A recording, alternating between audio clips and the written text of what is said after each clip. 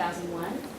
He was an independent journalist, and he contributed regularly to the Boston Globe and the New York Times, among many other publications. He also recorded for WBUR in Boston, National Public Radio, WGBH, also in Boston, and is the author of The Massachusetts Legacy and Massachusetts 101. Chris, thank you.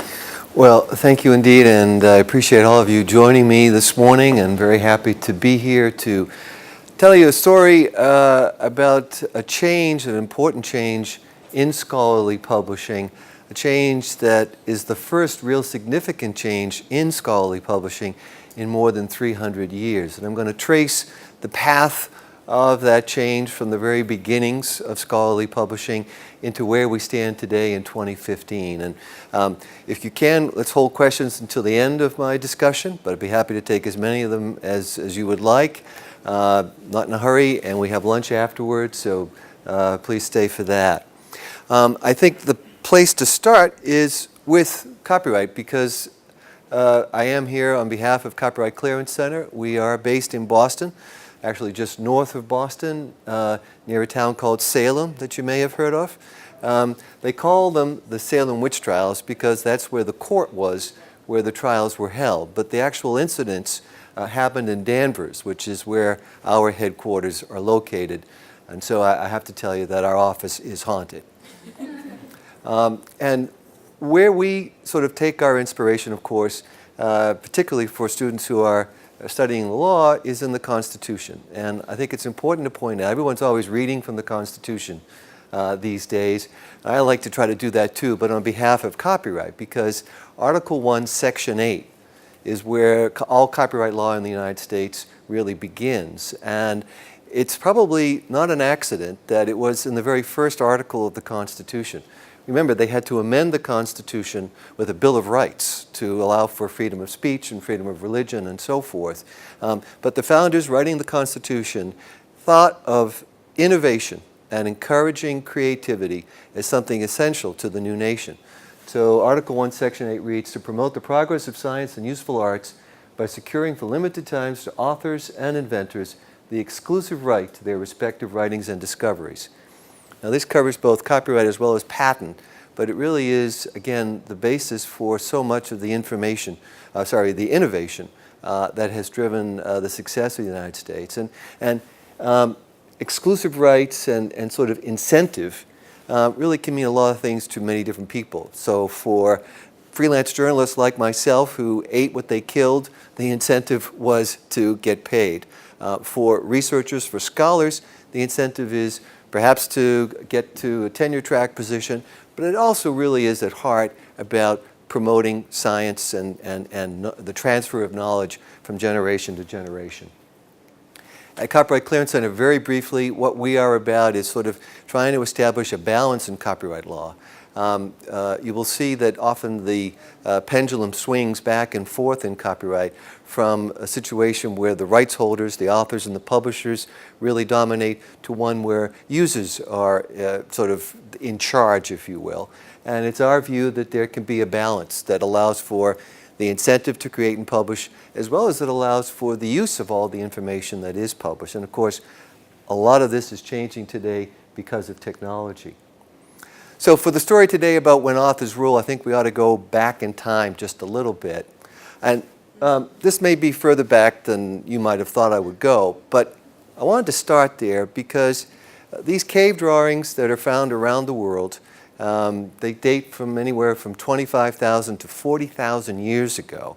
The most recent discovery was of cave drawings in Indonesia that are sort of pushing that outer limit of 40,000 years.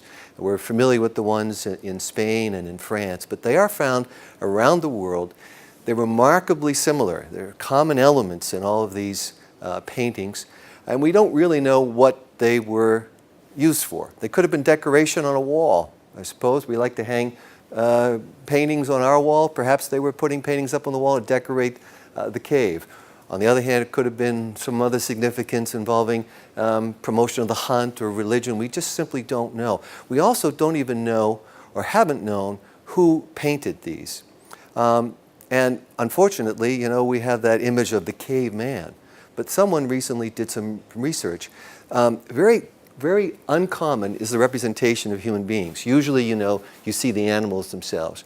And I believe this is, in fact, some of the first efforts at science and transferring knowledge, because apart from showing the hunt, very often these kinds of drawings are exquisitely anatomically correct. These painters were great observers, and they were very familiar with anatomy of the animals that they were hunting. So they would sign their paintings with their handprint. You may have seen this. They would apparently, through like a tube, blow a kind of ochre paint across their hand, and it would leave a negative impression of their handprint. And this is, again, a very common element in all the cave drawings. And so someone recently said, well, wait a minute, we may be able to tell whether those hands are the hands of a woman or of a man, and because of the way that men's hands and women's hands differ in terms of the length of certain fingers. So they went back and they cataloged all of the handprints that they could find, threw it into an algorithm, and as you would imagine, they found that the predominant number of the hands of these painters were women. And I think that's another interesting point to make here, because when we talk about scholarly publishing, one of the things that we really have been struggling with for many years is the gender disparity, and sort of the knowledge that there have been women working in research of all kinds for many, many years, but they haven't received the credit for it. And so sort of start there, because I think it really tells you that not a lot has changed in 40,000 years. Where it does begin, of course, is in 1665. There's sort of a dual credit given to both the English and the French for publishing the first scholarly journals. Remarkable to me is that these journals, the one in London, the Journal of Royal Society of Philosophy, was published the same year of the Great Plague in London, which killed something like, 100,000 people. And in the midst of that tremendous, what we can only imagine would be pandemonium in that city, they were still able to publish the very first example of scientific literature. Likewise, across the channel in France, at very much the same time, they were doing the very same thing. And the elements of scholarly publishing were there at the very beginning. So there was peer review. There was the whole notion of dissemination and distribution. All of these things were there at the very beginning and were relatively unchanged for the next 350 years. A thing to point out is that the proprietor of this first journal, he didn't make any money at it. That's a very common element as well to scholarly publishing, or has been for often throughout its history. And it reminds me that we remember that Gutenberg is credited with the first printing press. And it's a great invention, really revolutionized the world. We forget that he died penniless. And what I like to point out is that here we are in this age of digital technology, and in newspapers, in scholarly publishing, in book publishing, and everywhere else, they're constantly in search of a business model. What is the business model? How are we going to make any money off of this? Well, technology is like that. It did it to Gutenberg.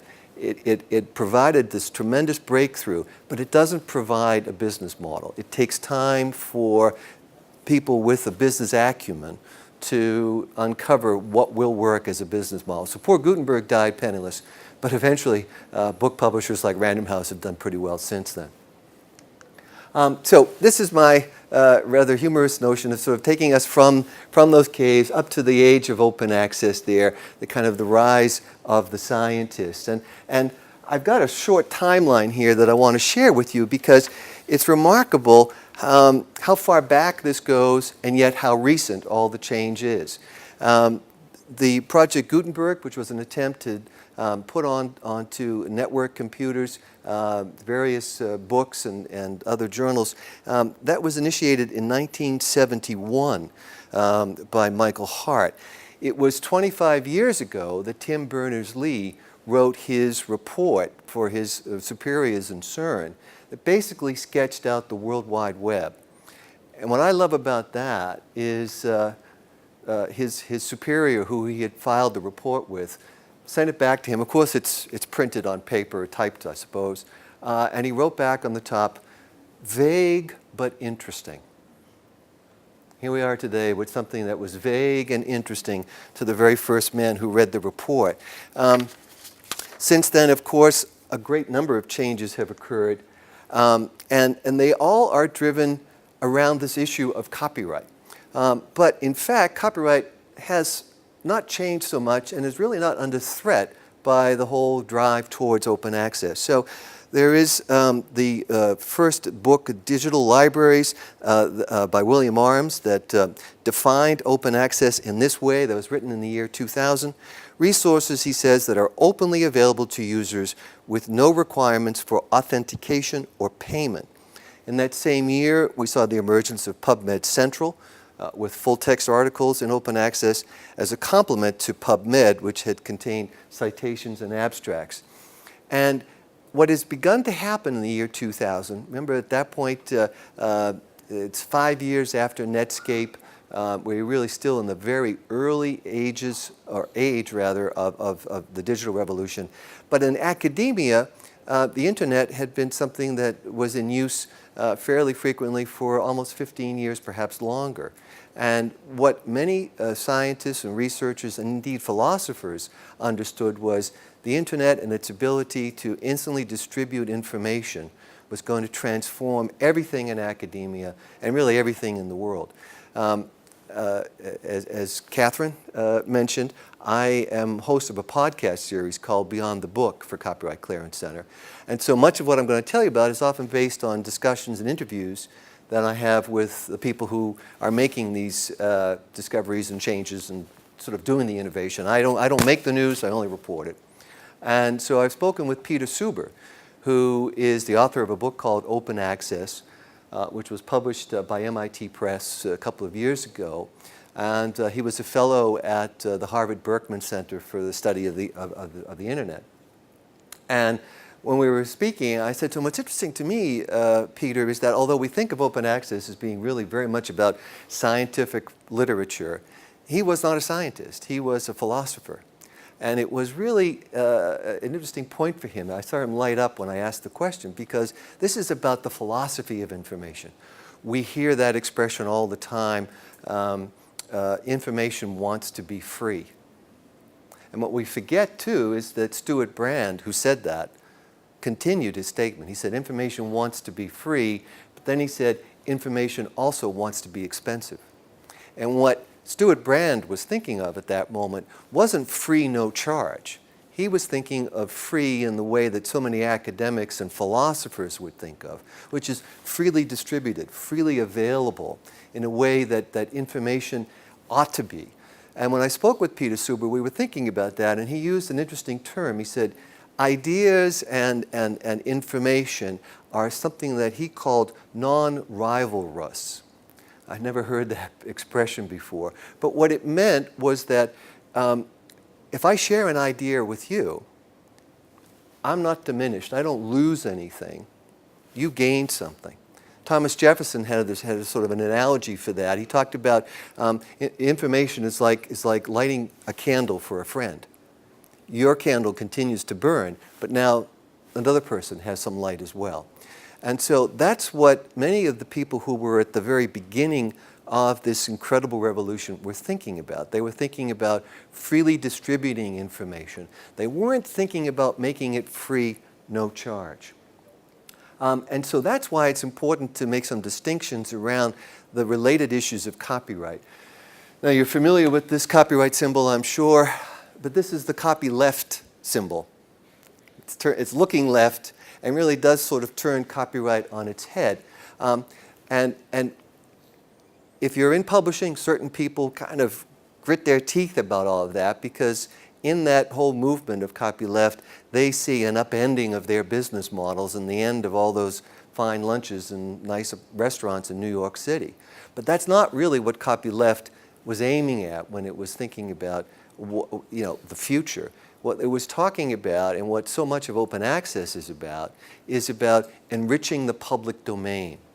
Now, the public domain is every bit a legal term, but it's also a kind of a cultural term, We think of the public domain in terms of copyright. That's material that has either fallen out of copyright, so it's expired, the copyright term has expired, and it is now in the public domain, or it's material that never was in the public domain. So in the U.S., that can be the publications of the U.S. government, for example. So that's the public domain. But what the copyleft movement really worked to encourage was enriching the public domain purposefully, thinking about ways to provide information so that the access was uninhibited. Again, information trying to be free. And right around the same time, again, no coincidence at all, a certain candidate for president, no, not Trump, and not Bush, not Hillary Clinton either, but Lawrence Lessig, you may have heard of, professor at Harvard University, was the creator of something called the Creative Commons. I don't know how familiar you are with Creative Commons, but you're probably familiar with seeing occasionally on some website or a podcast or a video that this, or even on Flickr, that this particular image or film, whatever, can be shared using a Creative Commons license. So Creative Commons licenses are also created to, written so that they enable sharing.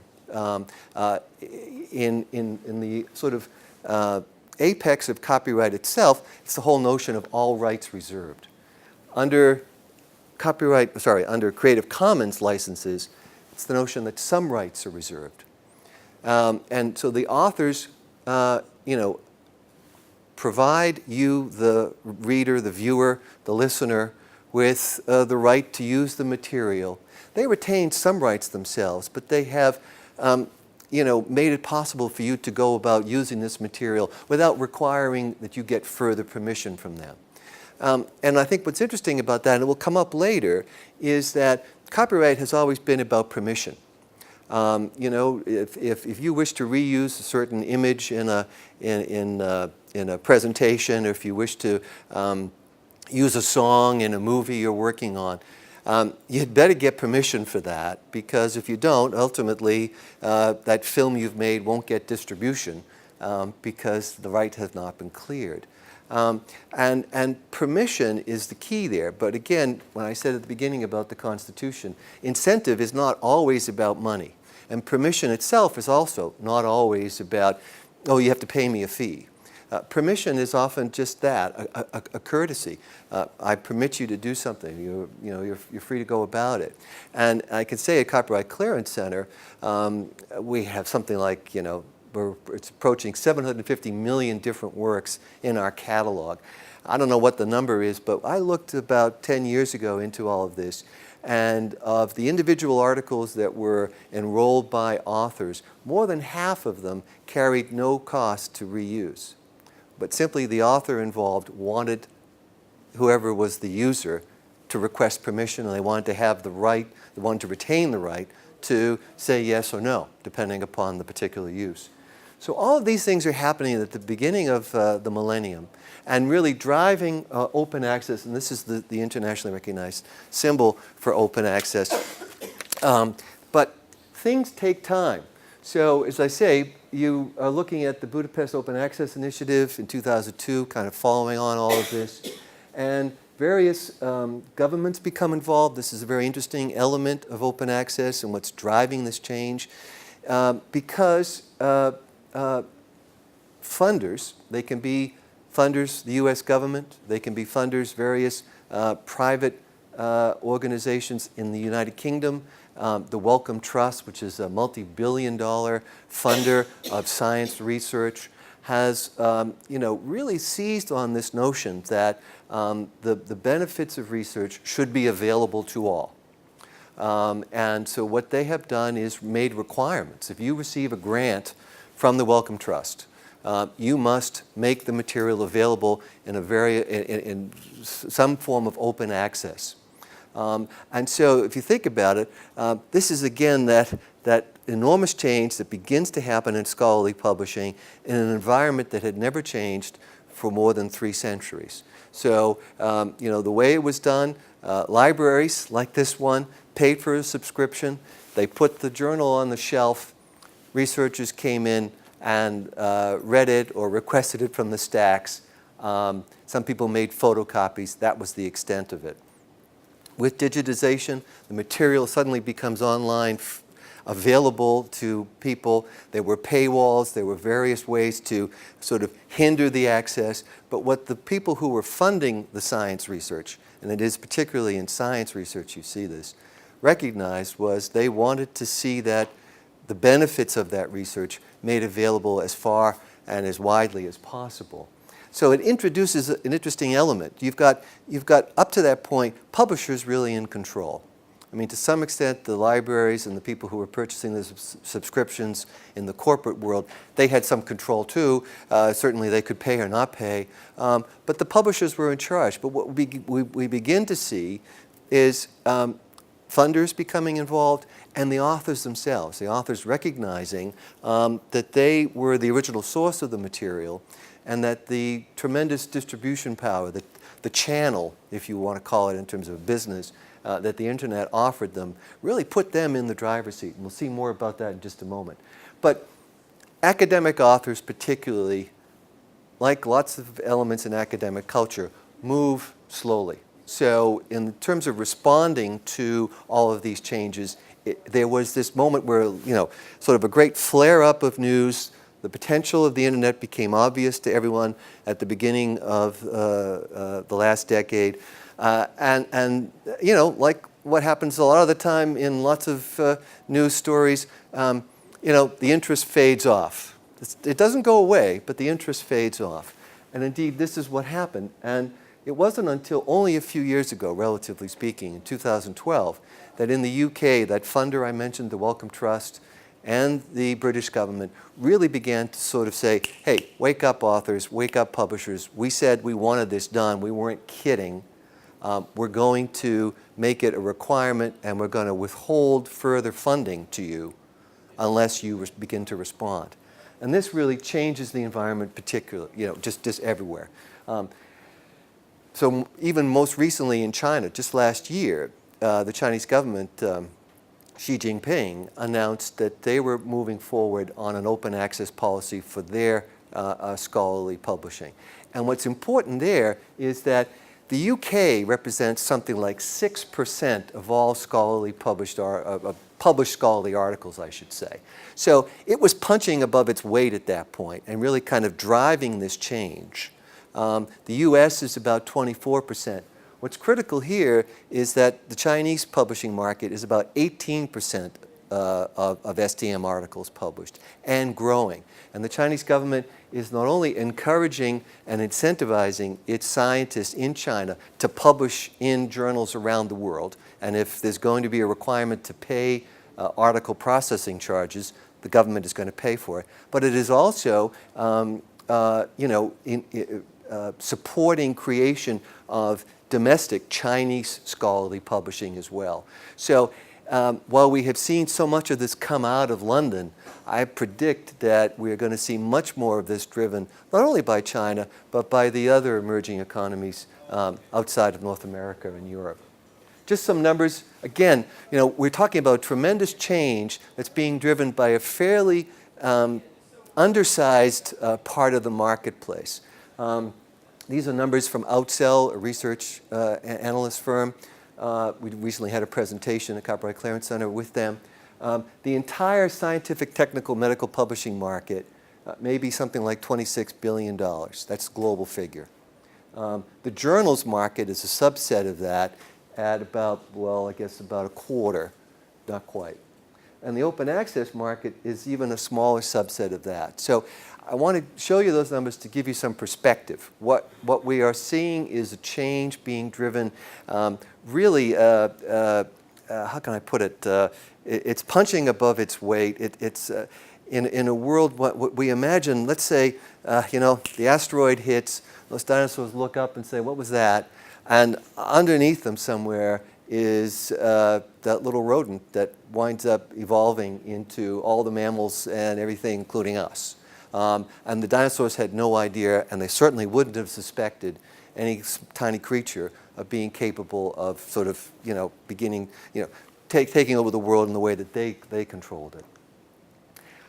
Even further, what's interesting is the way that open access is becoming a business. And this has an impact on authors too, and how authors themselves are going to behave in the future. So what this number is showing is sort of the growth from 2013 to 2014. And I don't know if you could see it very much, but PLOS, Public Library of Science, which is the very first and probably the leading open access, native open access journal, I believe began to publish in 2003. But you can check me on that. It was at one time, it kind of owned the show. What's interesting here is that Springer, the German-based STM publisher, has clearly sort of taken the lead. And I think quite aggressively so, by doing something that would have been unimaginable in the year 2000. In 2007, Springer purchased Biomed Central, which had been the original scientific repository, journal publisher. And when Springer sees an opportunity in a business way to do that, they didn't do that out of the goodness of their hearts. They were looking for a business opportunity. And so it is that, and again, other publishers which you'll recognize, Wiley, for example, you see the open access revenues there growing quite dramatically just in a single year. Elsevier as well, the giant Dutch-based publisher. So again, further numbers, this gives you a distribution of the types of journals that are out there. Subscription only in orange, hybrid so-called, which combine both subscription and where the author is required to have the Gold Road article processing charge. They're able to do that within the existing subscription. And then there's the pure OA. So the pure OA stuff is still a fairly small part. And I think it's important that, as someone I spoke with, Joe Epstein, who's an industry analyst, pointed out, this is kind of like going from Woodstock to Wall Street, right? You know, a lot of people who are big-time analysts making lots of money. At one point, they were college students and kind of dressed pretty funkily and all the rest of it. But at some point, they decided to get into the money game. And this is what has happened in open access publishing.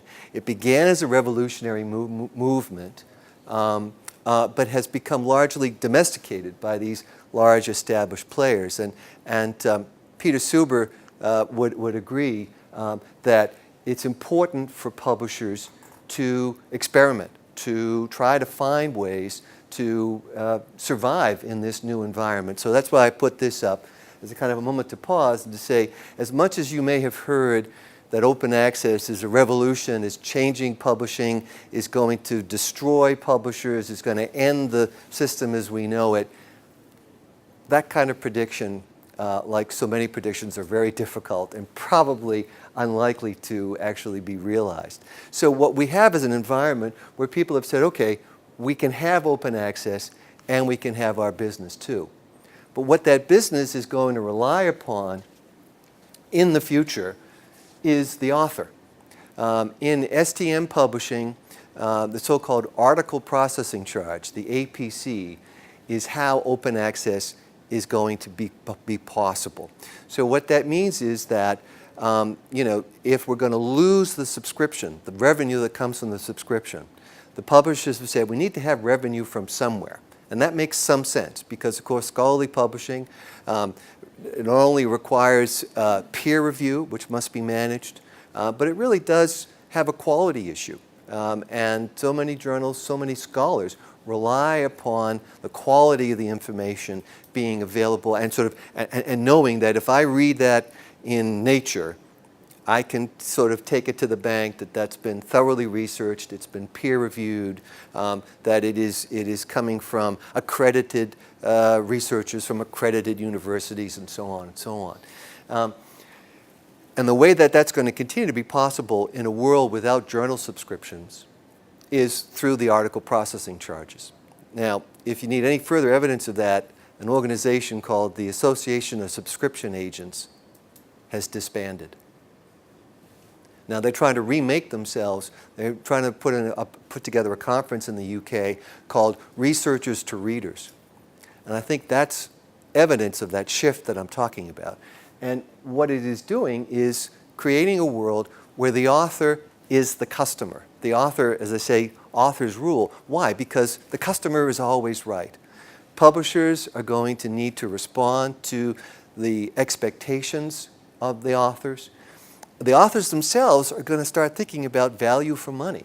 What am I getting if I am paying a fee to publish in this particular journal? And those fees can be substantial. In some of the STM publishing, some of the STM journals, those fees amount to $3,000. They will range, and depending on the model, from $1,500, I believe is roughly where it's at today in PLOS. There's a new journal called PeerJ, which is trying to create a subscription model. So you become, if you will, a member of the PeerJ community, and that allows you to publish a certain number of articles per year. So there are different models there, but the article processing charge, or really any of them, means that the author is the consumer, is the customer. And that means, therefore, that the way that we look at journal publishing is going to actually not be journal publishing much longer. It's going to be article publishing. It is about the article now, not so much about the journal. And when it is about the article, it is about the author. And I say author, but as you're probably aware, increasingly journal publishing is about authors. There are multiple authors. So many articles today carry with them a long list of contributors. This is creating a complication itself, because who's responsible, which part of the grant funded which part of the research, which is then mandated to be published in open access. All of these are challenges that have yet to be worked out. But essentially, as a report from the STM Association uncovered, what we are seeing is what they rather cutely called a new ecosystem. So that publishing ecosystem has moved from that journal-level editorial board view of things into that individual, they would say, although I guess that is contradicted by the fact that there are multiple individuals publishing today. And what that means, though, is, frankly, whoever is footing the bill wants individualized attention.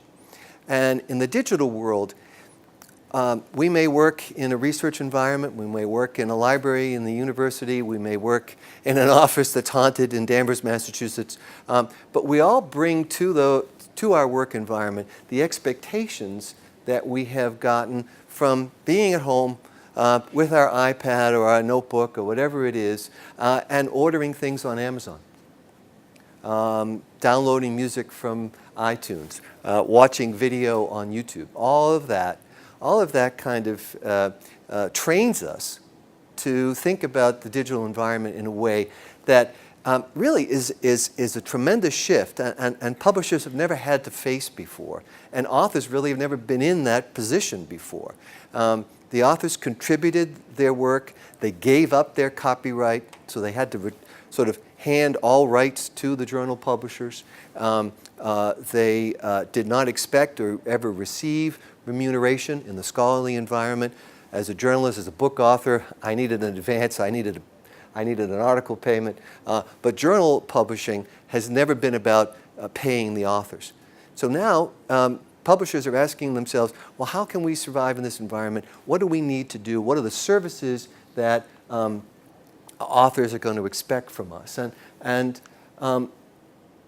what happens then, too, and this will drive something very important in just a moment, is that funders, again, are playing an important role. They understand that price is a factor. They don't have unlimited funds. So those article fees that you see today at $3,000 per article are likely to begin to drop, and that is indeed what we see happening. Funders, though, also want to be sure that they get, as they like to say in the UK, value for money. And that is driving the way that authors behave, too. Publishers need to be sure to ensure their brand. Impact factor has been such a critical thing in scholarly publishing for many, many years. And if you're familiar with it, it is the rule by which authors live in the scholarly publishing environment, because if a journal has a high impact factor, that's where they're going to contribute or submit the article. And what's interesting about that is that that impact factor standard was first imagined almost 50 years ago as a way for librarians to know what to buy. it really wasn't about the quality of a journal. It was really just to know how many citations, what were researchers, what were scientists reading. That's what librarians wanted to know, and that was what they meant by impact. But it eventually became a kind of commercial standard, a kind of a commercial, it had a commercial connotation to it. It began to mean quality. And so the journal was what was sold. But if it's really about the article, that emphasis on the brand moves down a level. It moves from the journal, whatever it is, the journal of science of the left hand, down to the contributors that are in, sort of providing the material that journal relies upon. So in all of this environment, the question then becomes, what is it that authors want? And I'm not a scientific author, but I can say, speaking to my own experience, that what authors have always wanted is to be heard. They want to contribute. They want to turn up the volume and sort of get some attention, get some notice. Samuel Johnson said, nobody but a blockhead ever wrote for anything but money. Well, that's a bit of an exaggeration, but it's certainly true that authors are looking for some kind of return on the investment that they have made, all of that research, all of that effort. So where do they go to get the attention? They go to Twitter. And academic Twitter is a fascinating area that has begun to be its own sort of subject of research. And I'll just share with you some numbers that an ongoing study at the University of North Carolina has come up with. It's still true today that according to their fairly limited survey, only 1 in 40 academics actually tweet. And they tweet about 5 times a week, which doesn't seem like much, and certainly wouldn't keep up with some of the big tweeters out there. And the majority of those tweets, according to the survey, are unrelated to work, meaning their academic research. But it is clear that the potential of tweets, of Twitter, is tremendous in academia in a couple of different ways. First of all, as we've said, the basis of scholarly publishing is sharing information. And what better way to share than on Twitter? And there has begun to be people tracking citations on Twitter.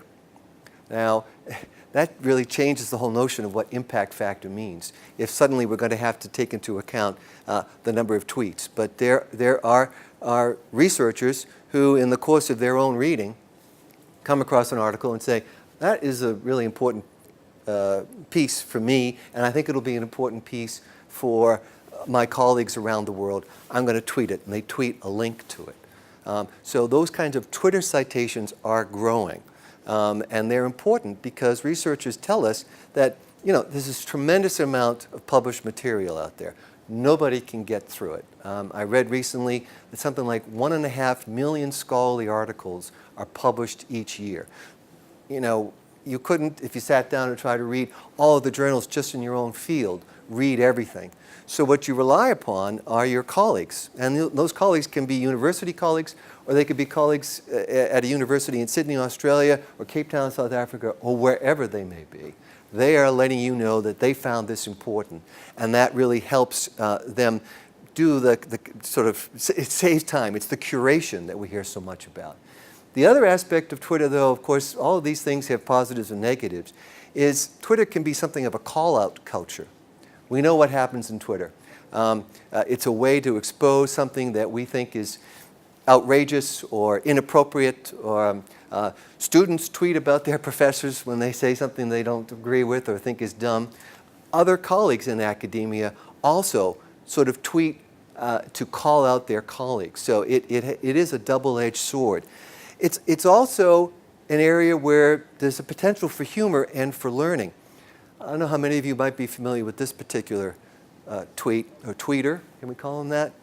I know I'm being recorded, so you may have to bleep this out, but the full name of his handle is Shit Academics Say. And he is a researcher in Canada. His name is Nathan Hall. And he tells us in an article for the Chronicle of Higher Education that he began to tweet as a way of procrastinating. You know, he had to engage himself in this enormous research project. And if you ever have had to write anything, whether it's a 5-page paper or your PhD thesis, what's the last thing you want to do? Last thing you want to do is write that thing, whatever it is. So you come up with something. In the old days, you lit a cigarette. Today, you tweet. I don't know. It's that sort of thing, right? So this particular fellow decided that he would begin to sort of contemplate what,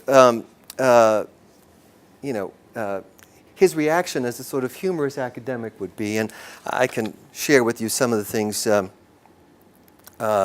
He says, I'm not procrastinating. I'm actively engaging in the disruption of traditional academic narratives via social media. Now, I guess that's a sort of an academic humor, but you have to understand that he says, if you can't say something nice, say it as a question. What happened to him? Well, I can tell you that this began to take off, and I've got some numbers for that. He is, let's see, it's grown to over 122,000 followers, gaining 250 to 300 new followers daily. I suppose that's going to be everybody in the room today. Tweets sent from his phone or while he was waiting outside his 3-year-old's ballet class are now showing up in 10 million Twitter streams and generating 200,000 to 300,000 profile visits a month. There's something called follower wonk, which is a metric to measure Twitter feeds. Shit academics say gets an 84. Harvard gets a 78. The University of Oxford gets a 77. And the Chronicle of Higher Education gets a 70. So he scores higher in follower wonk measurements than Harvard or the University of Oxford, which if we were going to name the 2 greatest universities in the world, those are the 2. Now, I point this out because what began as an experiment in procrastination, as kind of a joke, turned into real research.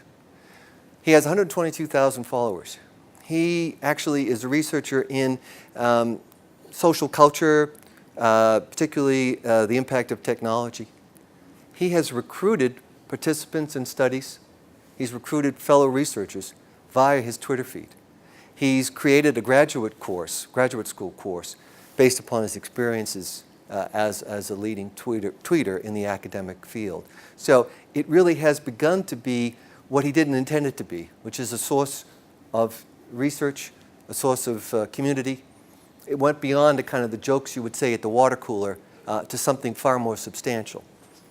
And then there are Twitter feeds like this one, which you may have seen as well. Kim Kierkegaardian, I think is how you would say that, where this is 188,000 followers by an academic. It's a mashup of things that Kim Kardashian says with things that Søren Kierkegaard says. So on the Art in St. Bart's, realizing we are just as deceived by the joys of life as by its sorrows. So Twitter in the academic world does have a sense of humor. The other thing that has really made a change and really puts authors in the driver's seat is blogging, of course. Now, blogging isn't as exciting or as followed as closely today as it once was, and certainly not followed as closely as Twitter is today. But it is seeing a bit of a resurgence because, again, it is about authors in charge, creating community, sharing information. It's where they can put the material that doesn't get published. Under the old environment, it was all about the final product, that article. But so much of the work that researchers engage in is far larger than just the finished article. And where do you put all of that? This is a serious question. And so blogs become a way to put that material to further use. You can share not only what your data is, you can share the paths of research that didn't work out. All of this is really critical, and blogging tools enable that. The other place where scholars are really changing things and really upending the publisher's control of the environment is through various so-called scholarly collaborative platforms. You may be familiar with academia.edu. with ResearchGate. I put up Mendeley as simply one example among the several that are out there. And I don't know if anyone here is enrolled in any of those services. Are you? I believe ResearchGate is the one that's got the greatest number of enrollments, something like 6 million, with something like 1 million active users. And in London last year, we put on a program, Copyright Clearance Center did, taking a look at the impact of these platforms on scholarly publishing. And I had a chance to interview a really wonderful researcher, a PhD in a very particular part of biological research, who really was very revealing in terms of what these particular platforms are doing. And so I want to rely upon what she said, not what I've read, to tell you about how scholarly platforms like this are, again, further driving the control into the author's hands, because it's on these platforms that authors can post all of their work. It's sort of blogs on steroids. It's a way to communicate within a kind of a community, to share that material, but it does challenge people to think about how much sharing is appropriate. As this researcher told me, you know, she's applying for grants.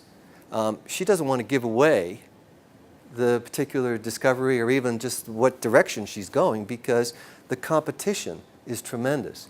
What we've been told is that something like of the graduating PhDs today, only 15%, so what is that, 1 in 6, can expect to find a tenure track position.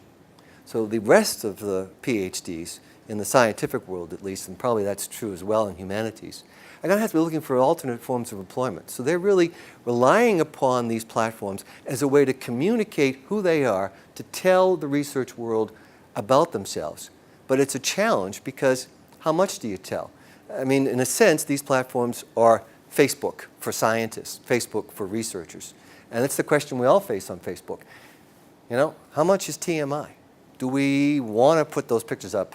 Do we want to make our page available to the public, or do we want to sort of tweak all those privacy settings? And this is critical to the scientific world. But science sort of faces that challenge, and researchers do, because they want to share. And they want to assist others.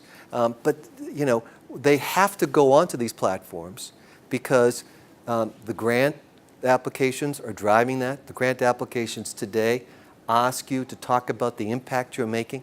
And it's not just the impact you're making on science or on your own particular field, but the impact you're making in the public environment. That's really critical. So you have to demonstrate you have a platform. I mean, I'm trying to imagine today, I mean, in the book publishing world, they talk about a platform. And what that means is you just can't come to them with a book proposal. You have to come to them and say, well, I've been blogging on this topic for the last 5 years. I have so many page views a month. I have 10,000 Twitter followers. My Facebook page has 3,000 friends, so on and so on. And that tells the editor in the book publishing house, wait a minute, this is a built-in audience here. This is somebody I can rely upon to sell books. It's an analogy to what the environment is in the grant world. People who are making grants with limited resources want to know that they're giving the funds to people who are actually deserving of them, who are going to make something of those funds. Altmetrics, I understood that there's been a presentation recently on altmetrics here in this very room. What we are seeing here again, this term is about article level metrics. Although I think I first heard it and I thought it meant alternative metrics. It does mean both, actually. And you may be familiar with the altmetrics donut there. It's actually, I guess, kind of a French cruller or something, I don't know. Or else a very colorful rainbow covered Dunkin' Donut. What it is measuring is all those things beyond the impact factor. All those things that didn't get measured before. And authors want to see that happen because they weren't getting credit for that before. You might, as a researcher, attend conferences, contribute a paper to a conference. You might be doing work in all other areas beyond journal publishing. But up until recently, the only way that you were able to share with your tenure review committee how much you had done was whether or not you'd published in these particular journals. Today, these alternative metrics are all about everything else you do. And it is a challenge. I have a fascinating interview in Beyond the Book with a woman who is professor at the Indiana University of Bloomington, Cassidy Rose Sugimoto. And she has done a number of really sort of rigorous research efforts to look at the effectiveness of altmetrics and what is actually happening out there. And she raises a number of important concerns. And I would say the first one is that she says altmetrics, all these other ways of measuring the impact of research, they're well-intentioned, but they're ill-applied. She is concerned that particularly there's a kind of gamification going on. Now this happens in the Amazon world. Authors, they publish a book, and then they tell all their friends, hey, post a review of my book on Amazon, would you please? And make sure you give it 5 stars. Well, that's a kind of a gamification of the Amazon environment. There's a gamification of the altmetrics environment that is going on as well. And that really does raise the question for authors, and it's a challenge I think that authors need to take up, because otherwise there's a chance they won't be taken seriously, is does attention mean influence? Now, Kim Kardashian has, I don't know how many millions of followers on Twitter. Does she have any influence on anybody? It's hard to say. Perhaps on some parts of fashion. But beyond that, I'm not sure. She has a lot of attention, but she may not have influence. And these are the questions that are important to ask. And it is, however, still being driven by those funders looking for some way to know that the money they're spending is being well spent. And I guess the other question that Professor Sugimoto raised is that what's attractive about all of this is what really made scholarly publishing so frustrating in the past. It took a long time to publish an article in the past. There was peer review.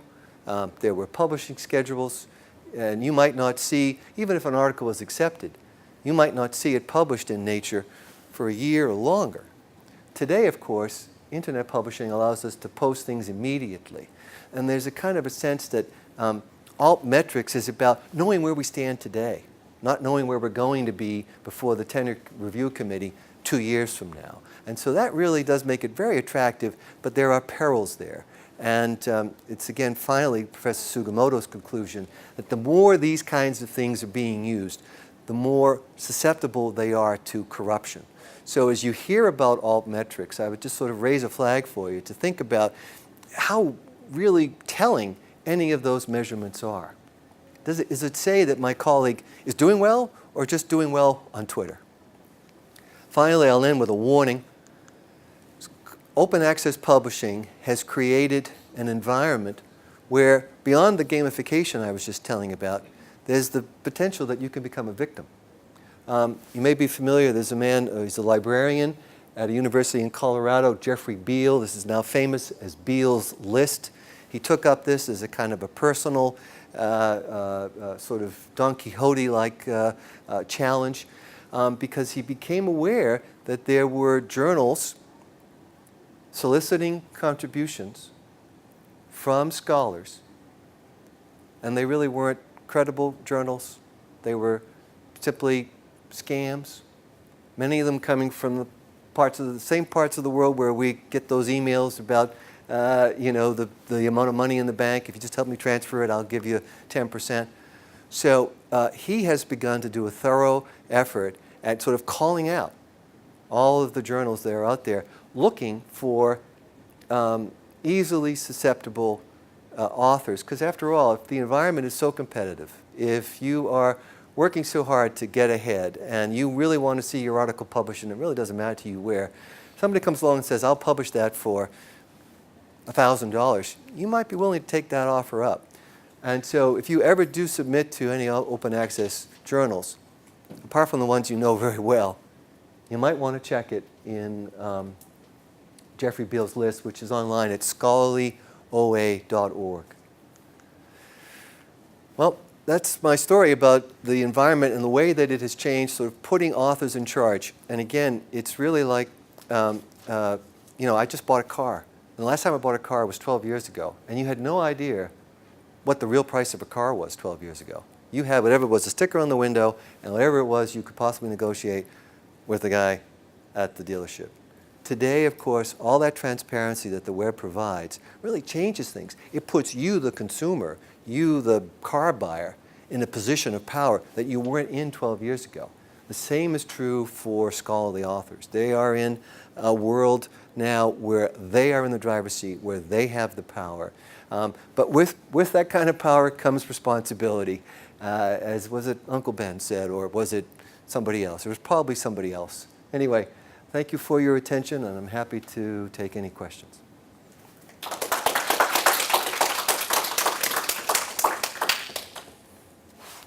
Yeah. I'm interested in your comment about the journal or the publishers are going to have to demonstrate that there's value in what they're doing in this new model. And I've been on all sides of it as author, reader, editor, and it's really elusive to me what that value would actually be. I mean, in the old days, if somebody was any editor printing something, binding it, and mailing it around the world, I kind of got how they needed some money for that. Anymore, it seems to me they do virtually nothing, and the you mentioned peer review, but the reviewers aren't being paid. Same journal I used to work for used to pay me as an associate editor, now pays nothing. The authors are being tapped for the money, they're not getting anything. What is the publisher adding in value that's worth such an extraordinary fee? Well, you'd have to ask them. I don't want to try to defend them. I wouldn't put myself in that position. But I know that they, from the conversations that we've had, every year Copyright Clearance Center holds what we call a town meeting in Frankfurt for the Frankfurt Book Fair. You can find those online at Beyond the Book.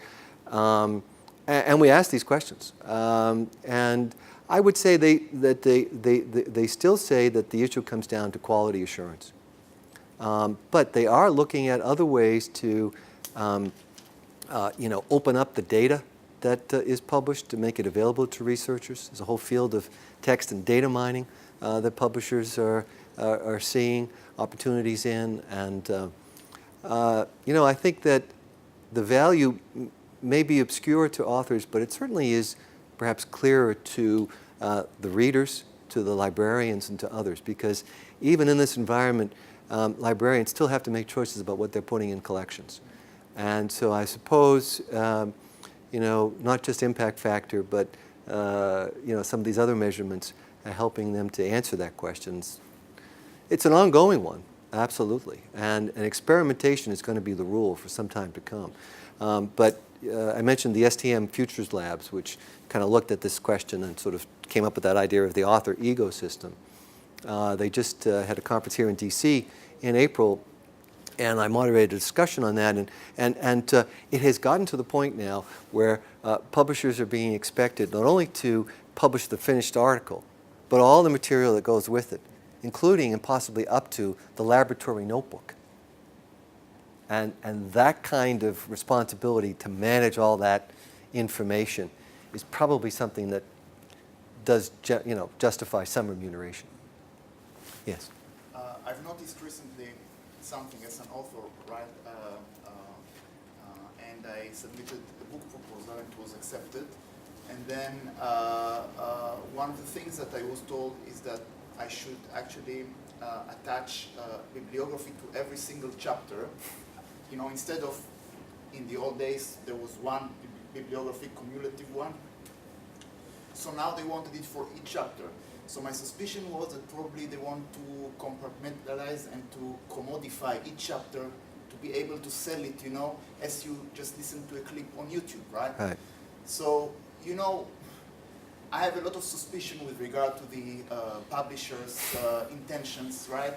They are known to make a lot of profits, right? And they have been very greedy, let's put it frankly, and openly, So I'm not that convinced that that their You know, they're just now working in a new model, and they're smart enough to try to adjust their model to the new environment. But still, I'm not that convinced that the author would always be, you know, the winner, right?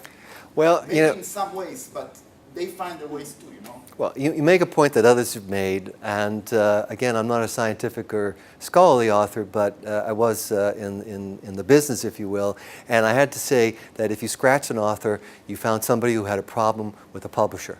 There are absolutely no happy authors that I've ever seen.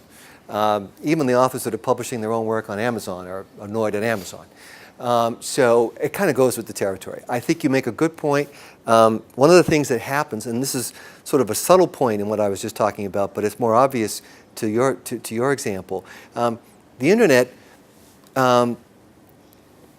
evaporates the container, right? Now the container before, because it was a product, would be the book. The container would be the CD, right? And those containers were manufactured. They were products you had to ship somewhere and put in a warehouse and put a price tag on. Because it's all just data. It's all just bits and bytes and ones and zeros. It can be broken down into, you know, categories just razor thin. And there is certainly an inclination to move in that direction. There's no question about it. So you may be right that they may be thinking about making available chapters. So, for example, in course packs, you know, you know, I see that happening. It's not going to happen in the world of Harry Potter because nobody's going to buy the 10th chapter of the book because all the other chapters are what really counts too. But in professional publishing, scholarly publishing, it's very likely that the article will rise in importance. The chapter, I should say, too. Well, just to finish. In my case, I did not give up. I insisted that, you know, it's not serious. It's not like you know, you can read one chapter and you know, it was accepted. You know, and they were willing to accept that. Well, but I assume that does not happen every time. You know? No, but again, I think it's a great point and a great example. And I give these kind of talks all over, and I hear about these points. And negotiation is really, that means it goes in two directions, right? It's not a negotiation if somebody tells you what to do. That's a command. And I think that many authors in the scholarly world and in the, what I'll call the business publishing world, should be aware that they do have more leverage than they had in the past, in part because you have a choice of where to go. You know, not so much in scholarly publishing, although there are journals that will take anything at this point, but in the book publishing world, you could publish that book yourself now. And while that's been true for genre fiction and that sort of thing, it's now happening in lots of other parts of the publishing environment. So I have an interview on Beyond the Book with a textbook, the author of a textbook, who's been publishing his textbook himself. He's a leader in a field of like, it's like health information metrics, okay? All the requirements around HIPAA and all the rest of it. He publishes his own textbook. He's done very well indeed, but he even plows the returns on that textbook publishing back into his own, you know, the publishing business, or he in fact donates it to his university. So it's not even about money in that point, but it's just about having that control. And part of it was the frustration he had, that you feel, and just the delays that happen in textbook publishing. So it's a good point. Sure. So I was wondering if you had any advice for young scholars kind of just starting out, especially those in the humanities, since I noticed a lot of your talk was science, technology, medicine. Yeah, so much of this is about the science and STM. The humanities area, there's been some pushback, you know, because what happens is humanities really feels left out, and it feels that, again, making work available, you know, sort of all that research, they don't get the funding that the scientists have. So for all their effort to suddenly see it published online for free sort of seems wrong to them. There is now interest in so-called open access monographs. And probably if this were to happen, and again, we have an interview on Beyond the Book about this with a woman who did some research on it. It will be that the institution that wishes to publish the book. So in the past, the university press would publish a monograph. It will pay a certain fee to a publisher, and then that monograph will become freely available. So there may be some open access for books that will become possible, but it is certainly a challenge. And what's happening too is that it's a business model. The universities are buying fewer and fewer and fewer of those monographs, and if you're going to be publishing them, you need some funding for them. And again, there may be some source. The institutions themselves may decide to source, to provide the funding for that. It's a bit confusing, but there's a hope there in that. Sure. Before we get too far away, I actually have a response to your comment. And I'd say, so I'm a librarian, and I see students using ebooks all the time, and I don't know if that's the venue that your books are being published in, but from a usability perspective, having the bibliography included in each chapter, because, like you were saying, the package itself is dissolved, is when you're accessing it digitally, it's hugely useful, especially depending on the rules that the publisher sets for download, which I'm sure you're aware that every publisher has a different percentage of the work that can be downloaded and like stored. So it's really, from the library's perspective, it's really, really frustrating for our patrons because you reach this max percentage all of a sudden, and the bibliography is at the back, and it's included as like an appendix. So in terms of like citation chasing and making sure that you're understanding the work that you're accessing, that becomes like having the bibliography attached to the content becomes incredibly useful for the researcher, which I can understand, but I understand the frustration of it from your perspective as like it being packaged as individual content whole. So there's like ebooks. Yeah, I love the term citation chasing. That really is, that's a new one for me, but it makes a lot of sense. And I think, again, it's about the expectation that we all have from being online so much of the time. All that information is just a click away, and that's what we want. We don't really want to have to be searching for stuff. If we're reading an entry, we want to click on something and get to that Wikipedia page and do whatever else it is. I think that's true, sure. So I was actually going to follow up on the previous question. I think what you're pointing out in terms of differences between sciences and humanities is that it's not the authors that are in charge, it's the funders. Where's this money actually coming from? It's not that the authors are pulling it out of their pockets, they're pulling it out of their research funding. So, of course, you as an author have some discretion of where to send that, but you have to get the money in the first place, and it sort of creates a catch-22 in a way as a young scholar, because you have to have some publications in order to get that grant funding. So you have to, collaborate with other people to do that, and, just in order to build up a record that is fundable, if you're even in a field where that is an option. So, the empowerment of the authors in this model is, I think, a little questionable to me. Well, it's interesting. I mean, one of the things that happens in our digital age is this notion of transparency. In the past, so much was in a black box, and you contributed an article, it got published somehow, and it wound up in a library bookshelf. The digital environment just sort of pulls the curtain back and reveals all the various parts, reveals all the players that were involved in the past. They were all there before, the authors, the publishers, the funders, the government agencies, the librarians. They were all there before, but they were kind of behind the curtain. And so I think I'll take your point that and I made the point, right? So funders are driving this adoption of open access models. They're driving, researchers to start to, really make their work more available, more public, and all these other ways, like ResearchGate or Twitter or whatever. So you may be right. There may be sort of the invisible hand, or the sort of, finally, the invisible strings that are manipulating all of this. We'll see. Yeah. Yeah, you had mentioned that in the UK that they're well ahead of us here in terms of institutional funding for APCs, and that really hasn't been the case so far here in the States in terms of that. But I guess we're coming back to this question of just where is the money going to come from these for the APCs, because I don't think, at least here, it's really happening at the institutional level at most places. And I work with library budgets, and I know I've read studies that said that if you take all the money that we're spending on subscriptions and if it were to be repurposed into APCs, for most like large research institutions, that wouldn't begin to cover a fraction of the APCs.